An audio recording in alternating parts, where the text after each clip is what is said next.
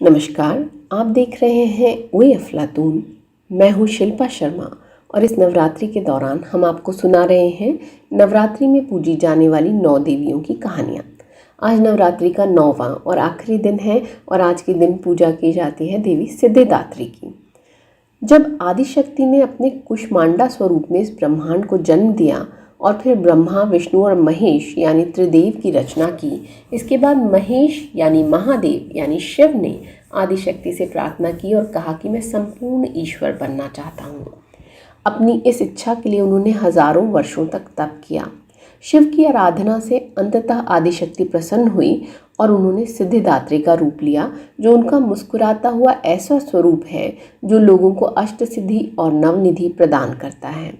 जब देवी ने सिद्धिदात्री का रूप लिया तो वे शिव के शरीर के बाएं भाग में जाकर अवस्थित हो गईं, जिससे शिव का आधा शरीर शिव का और आधा सिद्धिदात्री का हो गया।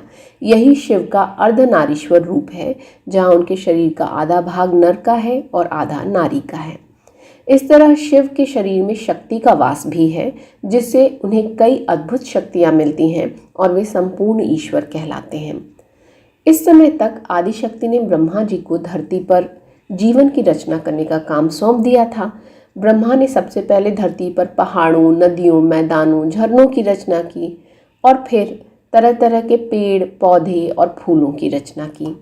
फिर उन्होंने हर तरह के जानवरों की रचना की और सबसे अंत में पुरुषों की भी रचना की। लेकिन समस्या ये थी कि वे हर चीज़ का केवल एक ही नमूना रख सके।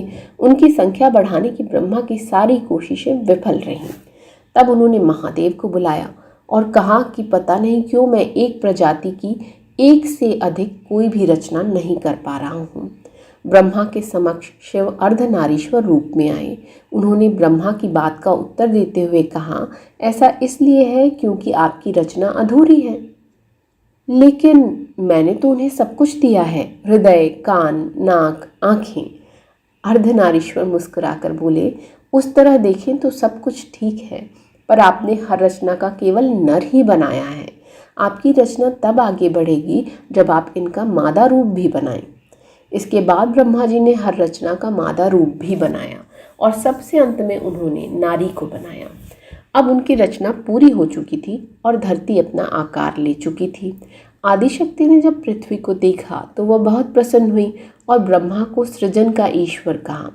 सिद्धिदात्री देवी का वह रूप है जो सभी को उसकी इच्छाएं पूरा करने का वरदान देता है, फिर चाहे वे असुर हों, देव हों, ऋषि हों, गंधर्व हों या फिर मनुष्य हों।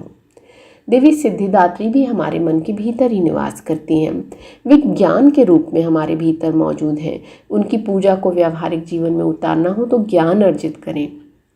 केवल छात्र जीवन में ही नहीं, जीवन भर सीखते रहें। आप अपने से छोटे और बड़े सभी लोगों से कोई न कोई सीख ले सकते हैं, जो आपको आपका ही बेहतर स्वरूप बना देगा। ज्ञान से बड़ी कोई भी शक्ति नहीं होती, अतः जीवन के अंतिम पल तक सीखते रहें। यही देवी सिद्धिदात्री की पूजा का सही तरीका है। तो ये थी देवी सिद्धिदात्री की कहानी।